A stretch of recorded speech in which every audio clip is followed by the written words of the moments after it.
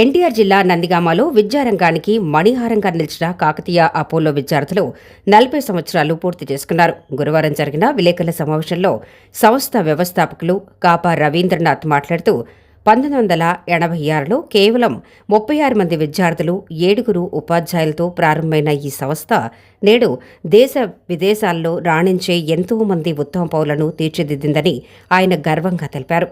ఇక్కడ చదివిన విద్యార్థులు ప్రభుత్వ ఉద్యోగులుగా, రాజకీయ నాయకులుగా ఎదిగారని, ప్రస్తుత నందిగామ ఎమ్మెల్యే సౌమ్య కూడా తమ పూర్వ విద్యార్థినేనని గుర్తు చేశారు.